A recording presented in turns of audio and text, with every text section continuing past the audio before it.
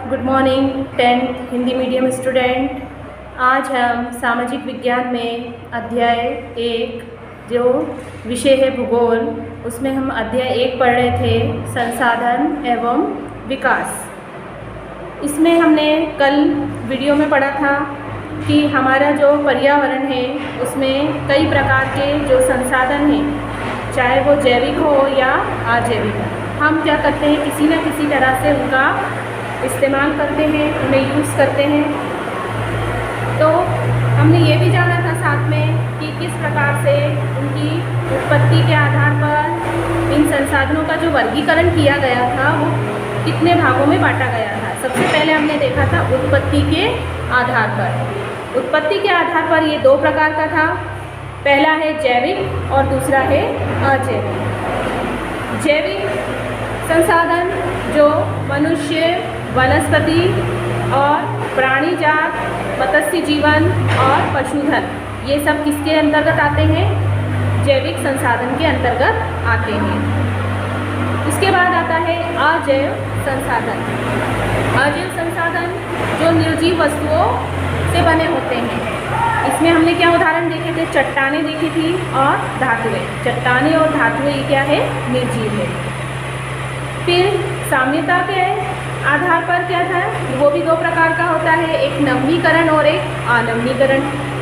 वे संसाधन जिन्हें भौतिक, रासायनिक और यांत्रिक प्रक्रियाओं द्वारा नवीनीकृत किया जाता है और उन्हें पुनः उत्पन्न भी किया जा सकता है। ऐसे संसाधन कौन से संसाधन कहलाते हैं? नवीनीकरण संसाधन। इसके अंतर्गत क्या आता है? पवन, ऊर्जा, जल, वन और वन्य जीवन। दूसरा आता है अनवीनीकरण संसाधन। तो ऐसे संसाधन जो भूवैज्ञानिक क्या करते हैं? भू वैज्ञानिक अंतराल में होता है, लंबे समय तक जो निर्मित होने में इसकी प्रक्रिया चलती रहती है। इसमें कई वर्ष लग जाते हैं, लाखों वर्ष लग जाते हैं। तो ये संसाधन जैसे जीवाश्म ईंधन, इन्हें प्राप्त करने के लिए हमें कई वर्षों तक जैसे आपने मेरी छोटी क्लास में पढ़ा होगा, 7th 8th में आपको बताया गया था कि जो पशु वगैरह मर जाते हैं और फिर धीरे धीरे मिट्टी में क्या हो जाते हैं? दब जाते हैं। फिर उनके जो अवशेष है वो फिर किसका रूप ले लेते हैं? जीवाश्म का रूप ले लेते हैं। और ये कौन से संसाधन कहलाते हैं? अनवीनीकरणीय संसाधन। अब आज हम पढ़ेंगे, ये तक हमने कल जो पढ़ा था उसको मैंने फिर से आपको रिवाइज करके बताया। आज जो हम पढ़ेंगे वो है स्वामित्व के आधार पर संसाधन। अब स्वामित्व के आधार पर कितने प्रकार के हो सकते हैं? तो ये 3 प्रकार के होते हैं। पहला होता है व्यक्तिगत संसाधन, दूसरा सामुदायिक, राष्ट्रीय संसाधन और अंतर्राष्ट्रीय। तो राष्ट्रीय और अंतर्राष्ट्रीय। तो सबसे पहले हम पढ़ेंगे स्वामित्व संसाधन। अब स्वामित्व यानी व्यक्तिगत संसाधन। स्वामित्व यानी अपना खुद का, जो निजी होता है, जो अपना स्वयं का होता है। तो ऐसे संसाधन जो निजी व्यक्ति के स्वामित्व में होते हैं, जैसे हमारी भूमि, लोग भूमि पर क्या करते हैं? घर बनाते हैं।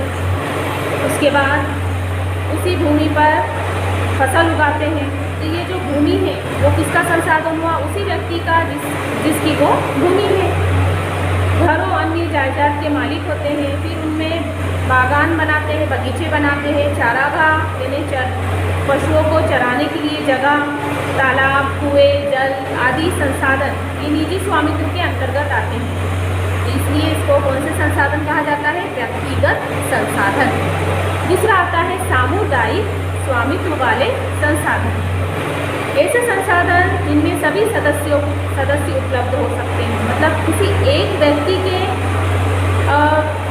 व्यक्ति के पास नहीं रहती है संपत्ति, या इसमें बहुत सारे लोग शामिल हो सकते हैं, इसलिए इसको सामुदायिक कहा गया है। जैसे चारण भूमि, शमशान भूमि, तालाब, इसका उपयोग सभी लोग करते हैं। इसलिए ये कौन से संसाधन होते हैं? सामुदायिक स्वामित्व के संसाधन। फिर आता है राष्ट्रीय।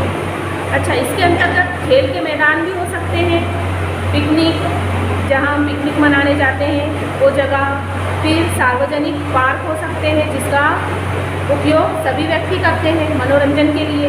तो ये भी किसके अंतर्गत आता है, कौन से संसाधन के अंतर्गत आता है, सामुदायिक स्वामित्व के अंतर्गत आता है। अब है राष्ट्रीय यानी जो हमारे राष्ट्र का है, हमारा है।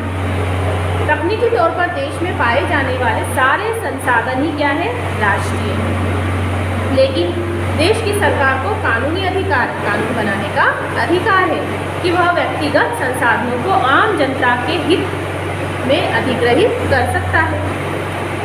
जैसे सड़कें, नहरें, रेल लाइन, ये सब व्यक्तिगत स्वामित्व वाले खेतों में बनी हुई है।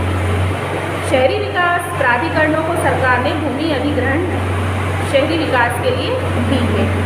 वहाँ पर खनिज पदार्थ, जल संसाधन, वन, वन्य जीव और राजनीतिक सीमाओं के अंतर्गत सारी भूमियाँ आती हैं। ये किसके अंतर्गत कहलाती है, राष्ट्रीय संसाधन के अंतर्गत कहलाती है। इसके बाद आता है अंतर्राष्ट्रीय संसाधन। अंतर्राष्ट्रीय मतलब राष्ट्र से बाहर यानी अन्य देश। कुछ अंतर्राष्ट्रीय संसाधन को हम नियंत्रित करती है सरकार, जैसे तट रेखा से 200 समुद्री मील की दूरी पर खुले महासागरीय संसाधनों पर किसी देश का अधिकार नहीं है।